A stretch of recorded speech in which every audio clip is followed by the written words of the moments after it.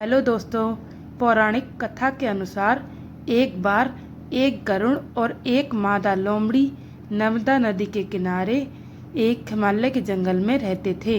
दोनों ने कुछ महिलाओं को पूजा करते और उपवास करते देखा और खुद भी इसे देखने की कामना की। उनके उपवास के दौरान लोमड़ी भूख के कारण बेहोश हो गई और चुपके से भोजन कर लिया। दूसरी ओर चील ने पूरे समर्पण के साथ व्रत का पालन किया और उसे पूरा किया। परिणाम स्वरूप लोमड़ी से पैदा हुए सभी बच्चे जन्म के कुछ दिन बाद ही खत्म हो गए और चील की संतान लंबी आयु के लिए धन्य हो गई। इस कथा के अनुसार जीमूतवाहन गंधर्व के बुद्धिमान राजा थे। जीमूतवाहन शासक बनने से संतुष्ट नहीं थे और परिणाम स्वरूप उन्होंने अपने भाइयों को अपने राज्य की सभी जिम्मेदारियां दी और अपने पिता की सेवा के लिए जंगल में चले गए। एक दिन जंगल में भटकते हुए उन्हें एक बुढ़िया विलाप करती हुई मिलती है।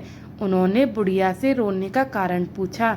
इस पर उसने बताया कि वह सांप के परिवार से है और उसका एक ही बेटा है। एक शपथ के रूप में हर दिन एक सांप पक्षीराज गरुड़ को चढ़ाया जाता है और उस दिन उसके बेटे का नंबर था।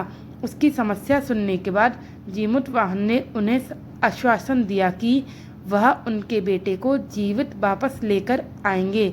तब वह खुद गरुड़ का चारा बनने का विचार कर चट्टान पर लेट जाते हैं। तब गरुड़ आता है और अपनी उंगलियों से लाल कपड़े में ढके हुए जीमूतवाहन को पकड़कर चट्टान पर चढ़ जाता है। उसे हैरानी होती है कि जिसे उसने पकड़ा है वह कोई प्रतिक्रिया क्यों नहीं दे रहा है। तब वह जीमूतवाहन से उसके बारे में पूछता है। तब गरुड़ जीमूतवाहन की वीरता और परोपकार से प्रसन्न होकर सांपों से कोई और बलिदान नहीं लेने का वादा करता है। मान्यता है कि तभी से ही संतान की लंबी उम्र और कल्याण के लिए जितिया व्रत मनाया जाता है। जितिया व्रत की एक और कथा है। जितिया व्रत की दूसरी कथा।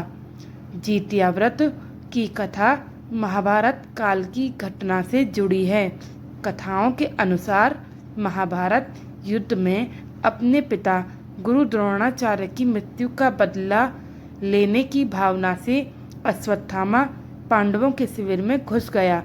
शिविर के अंदर 5 लोग को सोया पाए अश्वत्थामा ने उन्हें पांडव समझकर मार दिया, परंतु वे द्रौपदी की 5 संतानें मारी गईं। उसके उपरांत अर्जुन ने अश्वत्थामा को बंदी बनाकर उसकी दिव्य मणि उसके माथे से निकाल ली। अश्वत्थामा ने फिर से बदला लेने के लिए अभिमन्यु की पत्नी उत्तरा के गर्भ में पल रहे बच्चे को मारने का प्रयास किया और उसने ब्रह्मास्त्र से उत्तरा के गर्भ को नष्ट कर दिया। तब भगवान श्री कृष्ण ने उत्तरा की अजन्मी संतान को फिर से जीवित कर दिया। गर्भ में मरने के बाद जीवित होने के कारण उस बच्चे को जीवित पुत्रिका के नाम से भी जाना जाता है। तब उस समय से ही संतान की लंबी उम्र के लिए जितिया का व्रत रखा जाने लगा। धन्यवाद। आपको हमारी ये कथा कैसी लगी ज़रूर बताएं।